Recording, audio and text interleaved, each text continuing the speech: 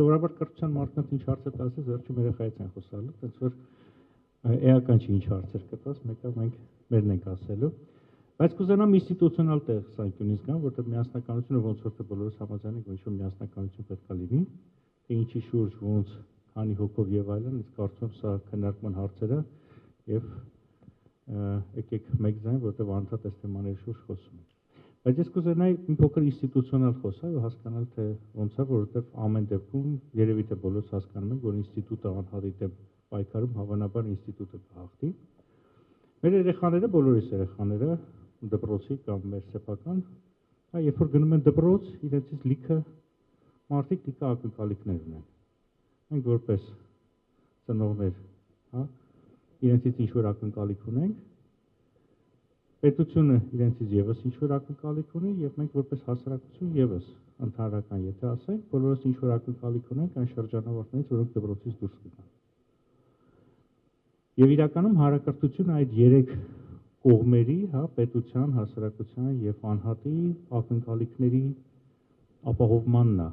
ուղղված։ Եթե մենակ պետությունը լիներ, կստանանք ոնց որ Արան ասում, Հյուսիսային Կորեա, եթե խոսում ենք միայն ծնողի կամ անհատի մասին, ապա կստանանք վերազգային, միջազգային կրթություններ, կոսմոպոլիտ քաղաքացու ձևավորման։ Բայց երբ որ խոսում ենք ազգային կրթության մասին, մենք խոսում ենք այս բոլորի մասին։ Հիմա տեսեք, պետության տեսանկյունից, երբ որ մենք ասում ենք պետություն, մենք բոլորս հասկանում ենք հավանաբար, որ պետության ինստիտուտը, որը ներկայացնում է, դա իշխանությունն է։ Այսինքն կա համակարգ եւ պետության ակնկալիքը մեր երեխաներից համակարգված, կազմակերպված, դա իրականացվում է։ Երբ որ մենք խոսում ենք անհատի ակնկալիքի մասին, այդ անհատի ինստիտուտը ընտանիքն է։ Ընտանիքում եք որոշում երեխան ինչ անի, ոնց անի, որ դպրոցը գնա, որ բուհը գնա, առնվազն եթե իր կարծիքի հետ համաձայն չլինեք, գոնե կքննարկեք կամ չգիտեմ, ինքնուրույն հետո կնստեք, կտխրեք կամ կուրախանաք, բայց ամեն դեպքում ընտանիքը այդտեղ մասնակցություն ունի։ Հիմա երբ խոսում ենք հասարակությունը եւս ակնկալիք ունի մենք բոլորս միասին, որն է դրա ինստիտուտը։ Եթե այդ ինստիտուտը չկա, ուրեմն նշանակում է դրա պատվերն էլ չկա, դրա պատասխանատուն էլ չկա։ Այդ դեպքում նշանակում է ընտանիքը որոշելու է ինչ է ուզում, մենք կարող է դրա հետ գոհ լինենք կամ գոհ չլինենք որպես հասարակություն, մենք գոհ լինենք, ասենք դե լավ մեր ընտանիքում սենց ենք անում, բայց հարևանը իր ընտանիքում երեխային ուրիշ ձև է դաստիարակում,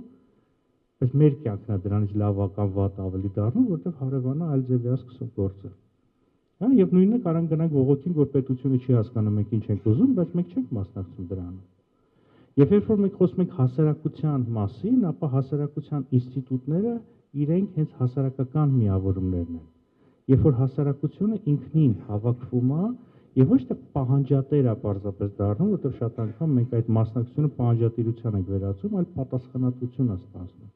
Տիրոջ զգացողություն է վերցնում, ասում է, այս հարցում ես պատրաստ եմ լուծում ունենալ, ոչ թե պարզապես ասել ինձ ինչա պետք։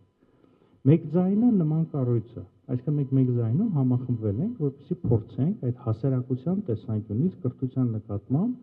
պահանջի ինստիտուցիոնալ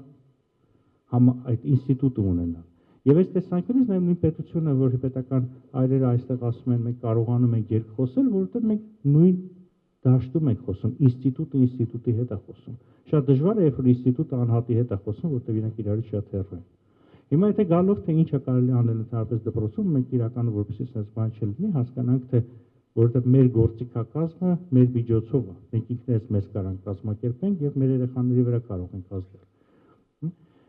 Ես կարծում եմ, որ այդ միասնականության գաղափարը ընդհանուր արժեքների, ընդհանուր գաղափարների, ընդհանուր նպատակների շուրջ համախմբվել, ինքը դպրոցով պետք է լինի պարտադիր մի բան։ Ես կարծում եմ առանց դրա ուղղակի դպրոց չկա։ Եթե դպրոցը չունի գաղափար, չունի գաղափարախոսություն, չունի միասնություն,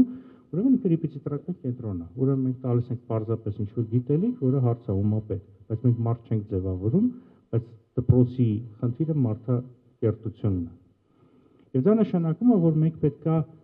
եւ ուսումնական process-ում, եւ մեր ծնողական համայնքի հետ, եւ ուսուցչական համայնքի հետ, եւ աշակերտական համայնքի հետ մեր աշխատանքների կազմակերպման մեջ գնանք այն տեսանկյունից,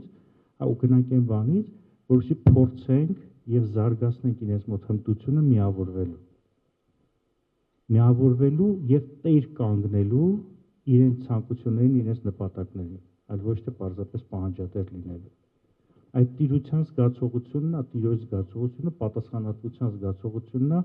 որ կարողանում է հասարակությունները ավելի լավը դարձնել։ Մեկ ձայնը օրինակներից մեկն է։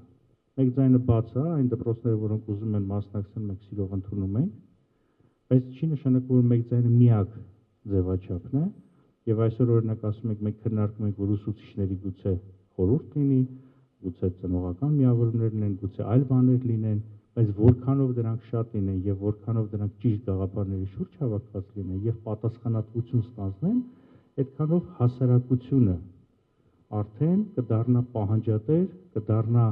այդ ձևավորող քաղաքականություն ու հավասարը հետ կխոսա մյուս ինստիտուտների հետ։ Ու սա կլինի երևի թե այն բանալին, որ մենք վաղը կունենանք ավելի լավ ապագա, քան այսօր։ Ոնց պեսիմիզմը այսօր մի քիչ շատ հնչեց նաև, ես օրինակի համար ու հավանաբար շատերը դեռ ովքեր դպրոց եք մտնում կամ մեծ մասը դպրոցում անհնար է պեսիմիստ լինել, երբ որ երեխեքին տեսնում ես, որտեղ իրանց մոտ միշտ ամեն ինչը պայծառ է։ Ես որ կարծում եմ մենք ունենք այդ առավելությունը, որ դա օգտագործելով մեր բոլորիս կյանքը շատ ավելի լավը դարձնենք ու փորձենք իրենց ուղղակի այդ միասնության գաղափարը փոխանցել եւ սովորեցնել ոնց կարող են իրենք համախմբվել։